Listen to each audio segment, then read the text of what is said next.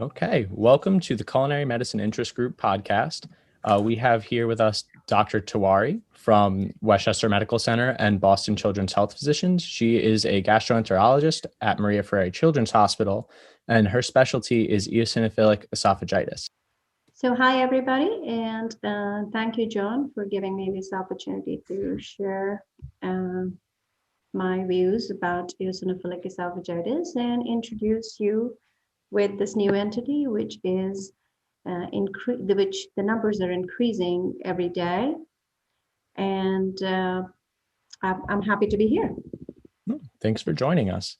So I guess we'll start off just with you explaining what exactly is eosinophilic esophagitis.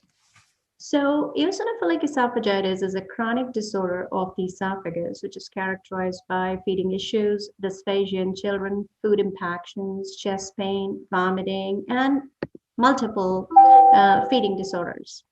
If you leave it untreated, this disorder is also associated with remodeling of the esophagus and stricture formation. So, later on, these patients may require frequent dilatations of the esophagus, and at one point, it may perforate or may require further surgeries and stent placements. Okay, so a lot going on there. What's the standard treatment for eosinophilic esophagitis? Well, the management differs. So there are two groups. One group follows a dietary plan for the treatment of the patients with EOE, and there's another group who prefers treating the patients with medical management. So we have a list of medications, rather a handful of medications which can be used in these patients, while in my group, we prefer treating these patients with the elimination diets. Awesome. So do you mind explaining more about what the elimination diet is, what it consists of? Sure. So elimination diet basically follows the principle of removing the food allergens which help to reduce the inflammation and thereby decrease the damage to the esophagus.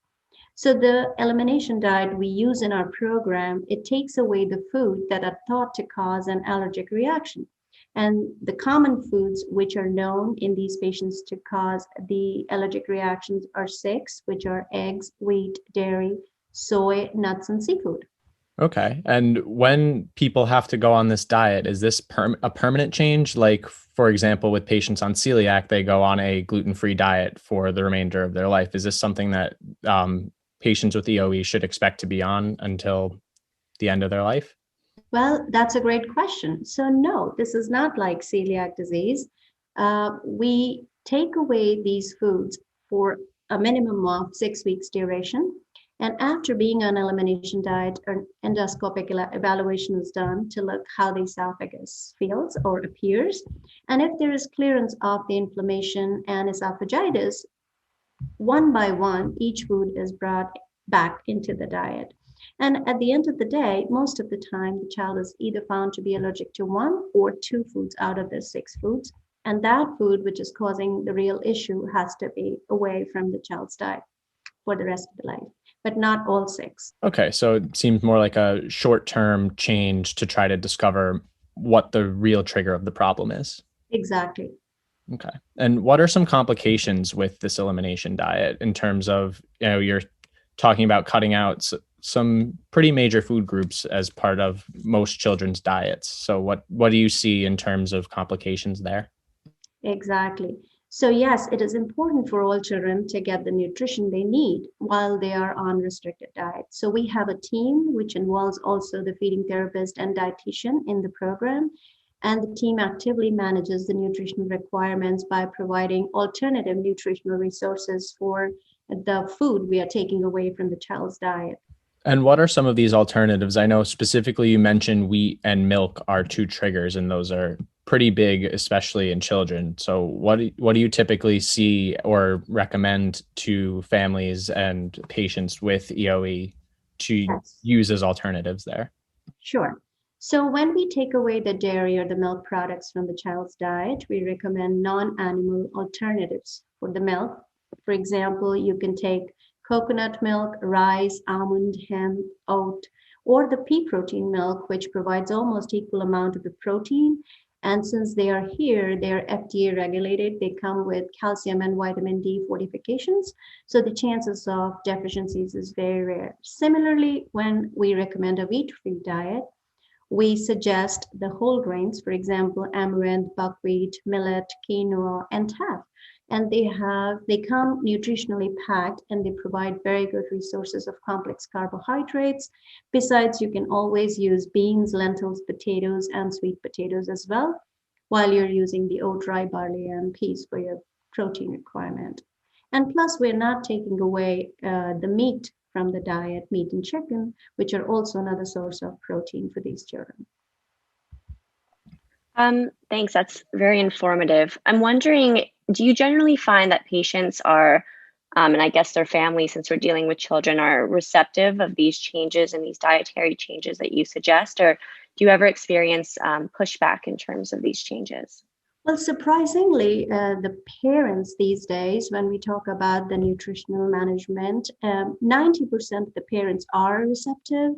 And I have around 185, almost close to 200 patients of eosinophilic esophagitis, which our program follows as a team. And I would say in my program, 98% patients are the ones who are on the dietary management. They are very receptive. I think the way you explain to the parents counts, and they understand because the options for the medications we have are not very good. So either they have to be on steroids for the rest of the life if they don't want elimination, or there are kids who are taking biologics also if the dietary elimination is not an option for them. So I have had good success with the elimination diets.